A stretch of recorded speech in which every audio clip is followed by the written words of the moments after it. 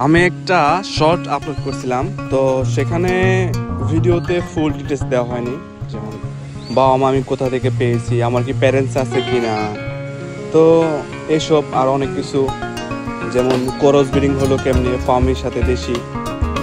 তো বাবা মুরগির ডিম আমি কিনে আনছিলাম, আর সেখান থেকে আমি ইনকিউবেটর দিয়ে আর কি ফুটাইছি। অনেকগুলি কিনছিলাম, মানে 20টা কিনছিলাম, 13টা মির্চা, পরে 7টা বাচ্চা ফুটে, তো 7টাই বাচ্চা বড় হয়। আর 3টা যে ফার্মের মতো দেখতে বা পাকিস্তানের মতো দেখতে, সেটা হলো আমার দেশি মুরগির সাথে আর কি ফার্মি বা পাকিস্তানি যেটাই বলেন ওটা ক্রস করছিল। তো ওই টাইমে দেশি মুরগ আমার কাছে ছিল না, যার কারণে এই ক্রসটা হয়ে যায়।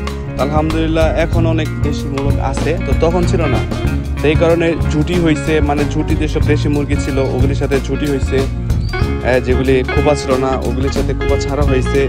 তো আর ওদের কোয়ালিটি অনেক ভালো হয়েছে, কারণ ফার্মির যে কোয়ালিটি এই সাইজে থাকতে দেখতে অতটা সুন্দর লাগে না, কিন্তু ওদের ঠোঁট ছোট ছোট হয়েছে, চেহারা অনেক গ্লোকসে, যেটা দেখতে খুব দারুণ লাগে। আর এখন যেগুলি বার করা হইতেছে এগুলি হলো টাইগারের ক্রস, কারণ টাইগার মুরগি আমি পাইতেছিলাম না। আর এটা কিন্তু আমার বাসায় একটা বিট, এই যে লাল মোরগ যেটা, আর টাইগার মুরগি আমি পাইতেছিলাম না, ইভেন এখনও খুঁজতেছি, কারণ আমি এগুলি প্যারেন্টস করতে চাইতেছি। যেমন আমি দেশি মুরগির একটা প্যারেন্টস আছে আমার, আর বাবা মা মুরগির প্যারেন্টস এগুলি আগামীতে হবে। আর ওগুলি বর্তমানে যেগুলো ঢালতেছে এগুলো হয়েছে আপনার দেশি মুরগি। আমার দেশি মুরগির যে প্যারেন্টসগুলো আছে সেগুলি থেকে বাচ্চা নেওয়া, আর ওদের বাবা মা অনেক বড় সাইজের, তো যেই বলা সেই কাজ।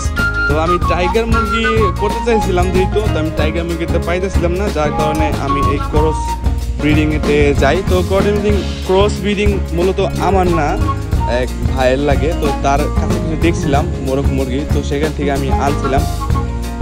পরে সেখান থেকে এগুলি হয়েছে, এখন এগুলি বড় হবে দেখবো এগুলির জাত বা ওদের ওয়েট বা ওদের ধরন বা ওদের গ্রোথ সাইজ কেমন আসে।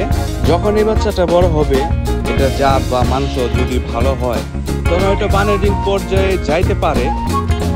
ওদেরকে এখন থেকে বের করবো প্রাকৃতিক সাথে, যেন ওরা খাপ খাইয়ে নিতে পারে।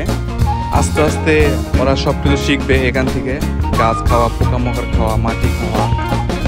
আর এখানে ওদের খাওয়ার জন্য অনেক ঔষধি গাছ আছে, আর এমনি ঘাসও আছে, যেটা ওরা এখান থেকে খুঁজে খুঁজে খাবে।